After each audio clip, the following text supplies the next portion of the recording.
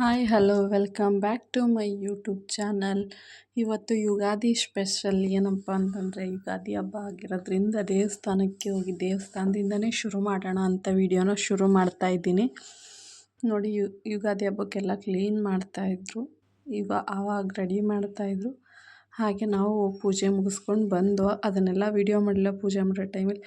ಹಾಗೆ ಯುಗಾದಿ ಹಬ್ಬಕ್ಕೆ ಏನೇನು ರೆಸಿಪೀಸ್ ಐಟಮ್ಸ್ ಮಾಡಿದ್ದೀನಿ ಅಂತ ತೋರಿಸ್ತೀನಿ. ಒಂದು ಸರಿ ಬನ್ನಿ ನೋಡೋಣ. ನಾನು ಒಬ್ಬಟ್ಟು ಮಾಡಿಲ್ಲ, ಬಟ್ ಪೂರ್ತಿ ಎಲ್ಲ ಮಾಡಿದ್ದೀನಿ. ಒಂದು ಸರಿ ನೋಡೋಣ ಬನ್ನಿ ಏನೇನು ಮಾಡಿದ್ದೀನಿ ಅಂತ. ಏನಕ್ಕೆ ಒಬ್ಬಟ್ಟು ಮಾಡಿಲ್ಲ ಅನ್ನೋ ರೀಸನ್ನು ಕೂಡ ನಾನು ಹೇಳ್ತೀನಿ ನಿಮಗೆ. ಬನ್ನಿ ಒಂದು ಸರಿ ಹೇಗಿದೆ ಏನು ಎತ್ತ ಒಂದು ಸರಿ ವಿಡಿಯೋ ನೋಡಿ, ಸಾಕತ್ತಾಗಂತೂ ಇರುತ್ತೆ. ಇಷ್ಟ ಆದರೆ ಒಂದು ಲೈಕ್ ಮಾಡಿ, ಶೇರ್ ಮಾಡಿ, ಹಾಗೆ ಸಬ್ಸ್ಕ್ರೈಬ್ ಮಾಡ್ಕೊಳ್ದೆ ನೋಡ್ತಿರೋರಂತೂ ಸಬ್ಸ್ಕ್ರೈಬ್ ಮಾಡ್ಕೊಳ್ಳಿ ದಯವಿಟ್ಟು ಪ್ಲೀಸ್. ನೋಡಿ, ಮೊದಲಿಗೆ ಅಂದರೆ ಪೂರ್ತಿ ಎಲ್ಲ ರೆಸಿಪೀಸ್ನೂ ತೋರಿಸ್ತಾ ಇಲ್ಲ, ನಾನು ಸ್ವಲ್ಪ ಸ್ವಲ್ಪ ತೋರಿಸ್ತಾ ಇದ್ದೀನಿ. ಮೊದಲಿಗೆ ಗುಲಾಬ್ ಜಾಮೂನ್ ಮಾಡ್ತಾಯಿದ್ದೆ, ಅರ್ಧದಿಂದ ನಿಮಗೆ ತೋರಿಸ್ತಾ ಇದ್ದೀನಿ ಕರೆಯೋದ್ರಿಂದ. ಅದರಲ್ಲೂ ಗುಲಾಬ್ ಜಾಮೂನ್ ಅಂತೂ ಸಖತ್ತಾಗಿತ್ತು, ತಿಂದು ಟೇಸ್ಟಿಯಾಗಿತ್ತು ಅಂತ ಹೇಳಿದ್ರು. ಸಖತ್ತಂಗೆ ಟೇಸ್ಟಿಯಾಗಿತ್ತು ಗುಲಾಬ್ ಜಾಮೂನು. ನೆಕ್ಸ್ಟು ಆಗಲೇ ನಿಮಗೆ ಕ್ಯಾರೆಟ್ ರೆಸಿಪಿನ ತೋರಿಸಿದ್ದೀನಿ, ಕ್ಯಾರೆಟ್ ಹಲ್ವಾ ರೆಸಿಪಿನ. ಅದನ್ನೇನು ಮತ್ತೆ ತೋರ್ಸೋಕ್ಕೆ ಹೋಗ್ತಾಯಿಲ್ಲ. ನೆಕ್ಸ್ಟ್ ಕಡಲೆಕಾಳು ಮತ್ತು ಬೀಟ್ರೋಟ್ ಪಲ್ಯ ಮಾಡೋಣ ಅಂತಂದ್ಬಿಟ್ಟು ಅದನ್ನು ಬೇಯಕ್ಕೆ ಇಟ್ಕೊಳ್ತಾ ಇದ್ದೀನಿ ರುಚಿ ಹಾಕಿ. ಕಡಲೆಕಾಳು ಬೀಟ್ರೋಟು ರುಚಿ ಹಾಕಿ ಬೇಯಕ್ಕೆ ಇಟ್ಬಿಟ್ಟು ಒಂದು 3-4 ವಿಸಲ್ ಹೊಡೆಸ್ಕೊಂಡ್ರೆ ಸಾಕು. ಅದ್ರ ಪಲ್ಯನೂ ಮಾಡ್ಕೋಬೋದು. ಅದಕ್ಕೆ ಈರುಳ್ಳಿ, ಹಸಿರುಮೆಣ್ಸಿಕಾಯಿ ಹಾಕೊಂಡು ಮಾಮೂಲಿ ಪಲ್ಯ ಮಾಡಿ. ನೆಕ್ಸ್ಟು ಇವತ್ತು ಡಿಫ್ರೆಂಟ್ ಆ್ಯಂಡ್ ರೆಸಿಪಿ ಯಾವುದಪ್ಪ ಅಂದರೆ ಹಲಸಿನ್ಕಾಯಿ ಚಾಪ್ಸು.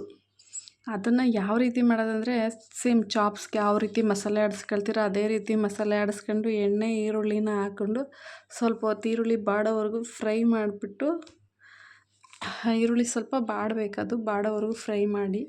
ನೀವು ಏನಕ್ಕೆ ಚಿಕನ್ಗೆ ಯಾವ ರೀತಿ ಚಿಕನ್ ಚಾಪ್ಸಿಗೆ ಮಸಾಲೆ ಆಡಿಸ್ತೀರೋ ಅದೇ ಟೈಪ್ ಆಡಿಸ್ಕೋಬೇಕಷ್ಟೇ, ಇನ್ನೇನಿಲ್ಲ.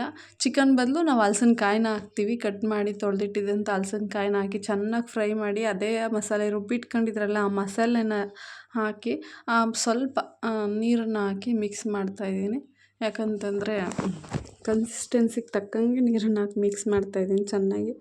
ಆ ಮಸಾಲೆ ಫುಲ್ ಡ್ರೈ ಇತ್ತಲ್ವ, ನಾವು ಹಂಗೆ ಫ್ರೈ ಮಾಡೋಕ್ಕೆ ಹೋದರೆ ಪೂರ್ತಿ ಅದು ತಳ ಹಿಡಿಯುತ್ತೆ. ಅದಕ್ಕೋಸ್ಕರ ನಾನು ನೀರು ಹಾಕಿ ಮಿಕ್ಸ್ ಮಾಡಿ ಫ್ರೈ ಮಾಡ್ತಾಯಿದ್ದೀನಿ. ಫ್ರೈ ಮಾಡಿದ್ದಕ್ಕೆ ಚೆನ್ನಾಗಿ ಕುದಿ ಬಂದು ಸ್ವಲ್ಪ ರುಚಿಗೆ ತಕ್ಕಷ್ಟು ಉಪ್ಪನ್ನು ಹಾಕಿ ಚೆನ್ನಾಗಿ ಕುದಿ ಬಂದು ಬೇಯಿಸ್ಕೊಟ್ರೆ ಸೇಮ್ ಚಾಪ್ಸ್. ಯಾರ್ಯಾರು ಚಿಕನ್ ತಿನ್ನಲ್ಲ ಅವರಿಗಂತೂ, ವೆಜ್ ತಿನ್ನೋರಿಗೆ ಒಳ್ಳೆ ರೆಸಿಪಿ ಅಂತ ಹೇಳ್ಬೋದು. ನೆಕ್ಸ್ಟು ನಾನು ಪಲಾವ್ ಮಾಡ್ತಾಯಿದ್ದೀನಿ. ಇವತ್ತು ತುಂಬ ರೆಸಿಪೀಸ್ ಮಾಡಿದ್ದೀನಿ, ಬಟ್ ಎಲ್ಲನೂ ವಿಡಿಯೋ ಶೂಟ್ ಮಾಡ್ಕೊಳಕ್ಕಾಗಲಿಲ್ಲ, ಅಷ್ಟೊಂದು ಟೈಮು ಇರಲಿಲ್ಲ. ನಂಗೆ ತುಂಬ ಸುಸ್ತು ಆಗ್ತಾಯಿತ್ತು, ಹಂಗಾಗಿ ನಿಮಗೆ ಪೂರ್ತಿ ಎಲ್ಲದ್ರ ವೀಡಿಯೋನೂ ಶೇರ್ ಮಾಡಲಿಲ್ಲ. ಪಲಾವ್ಗೆ ಮಾಮೂಲಿ ಎಣ್ಣೆ, ಸ್ವಲ್ಪ ತರಕಾರಿ, ಬಟಾಣಿ ಹಾಕಿ ಫ್ರೈ ಮಾಡ್ತಾಯಿದ್ದೀನಿ. ಪಲಾವ್ಗೆ ಯಾವ ರೀತಿ ಮಸಾಲೆ ಅಂತಂದರೆ, ಪಲಾವ್ ಎಲ್ರಿಗೂ ಗೊತ್ತೇ ಇರುತ್ತೆ. ಸ್ವಲ್ಪ ಕಾಯಿ, ಕೊತ್ತಂಬರಿ ಸೊಪ್ಪು ಮತ್ತು ಚಕ್ಕೆ, ಲವಂಗ, ಶುಂಠಿ, ಬೆಳ್ಳುಳ್ಳಿ ಎಲ್ಲನ ಹಾಕಿ ರುಬ್ಕೋಬೇಕು. ಪುದೀನ ಸೊಪ್ಪು, ಈರುಳ್ಳಿ ಹಾಕಿ ರುಬ್ಬಿಟ್ರೆ ಸಾಕು. ಟೊಮೊಟೊ ಹಾಕಿ ಫ್ರೈ ಮಾಡಿ, ನೆಕ್ಸ್ಟ್ ಅದೇ ರುಬ್ಬಿದಂಥ ಮಸಾಲೆನ ಹಾಕ್ಕೊಬಿಟ್ಟು ಫ್ರೈ ಮಾಡಿ. ನಿಜವಾಗ್ಲೂ ಈ ಥರ ಸಿಂಪಲಾಗಿ ಮಾಡಿದ್ರೇ ಟೇಸ್ಟ್ ಚೆನ್ನಾಗಿರುತ್ತೆ.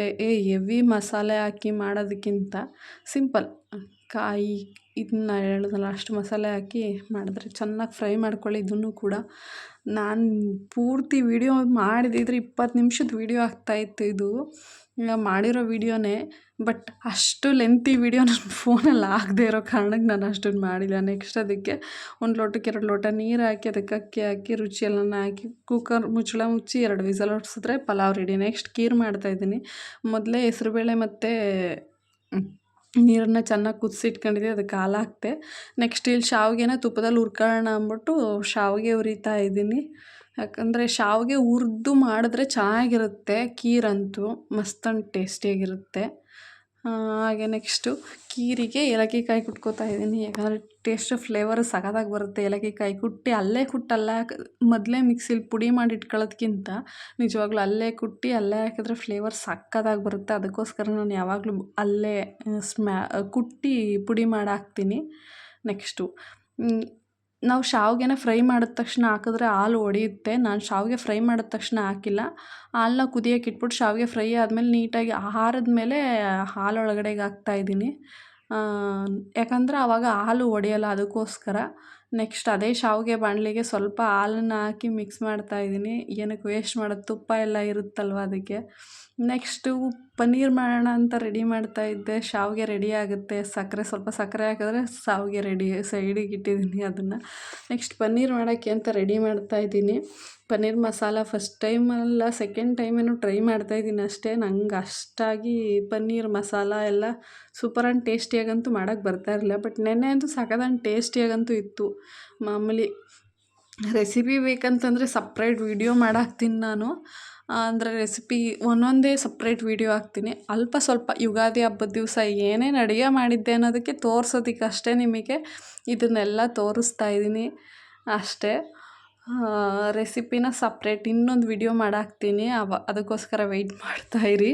ನೆಕ್ಸ್ಟ್ ಒಂದು ವಿಡಿಯೋದಲ್ಲಿ ಪನ್ನೀರ್ ರೆಸಿಪಿನ ಹಾಕ್ತೀನಿ ನಾನು. ಸಖತ್ತಾಗಿ ಟೇಸ್ಟಿಯಾಗಂತೂ ಇರುತ್ತೆ ಈ ರೀತಿ ಮಾಡಿದ್ರೆ. ಬಟ್ ಈ ಕಾಜು ಅಂದರೆ ಗೋಡಂಬಿನ ರುಬ್ಬೆ ಹಾಕ್ಬೇಕಂತ ಏನಿಲ್ಲ, ಟೇಸ್ಟಿಯಾಗಿ ಸಖತ್ತಾಗಿ ಬಂದೇ ಬರುತ್ತೆ ಈ ರೀತಿ ಮಾಡಿದ್ರೂ ಕೂಡ. ನೋಡಿ ಯಾವ ರೀತಿ ಕಾಣಿಸ್ತೈತೆ ಪನ್ನೀರು, ಸಖತ್ತಾಗಿರುತ್ತೆ ಮಾತ್ರ ನಿಜವಾಗ್ಲೂ ತಿಂತಾಯಿದ್ರೆ ಪೂರಿ ಚಪಾತಿ ಜೊತೆಗೆ. ನೆಕ್ಸ್ಟ್ ಕಾಬೂಲ್ ಕಡಲೆ ಕೂಟು ಅಥವಾ ಗೊಜ್ಜು ಯಾವ ರೀತಿ ಬೇಕಾದರೂ ಕರಿಬೋದು, ಅದನ್ನು ಮಾಡಿದ್ದೀನಿ. ನೋಡಿ ಇಷ್ಟು ಐಟಮ್ಸ್ ಮಾಡಿದ್ದೀನಿ.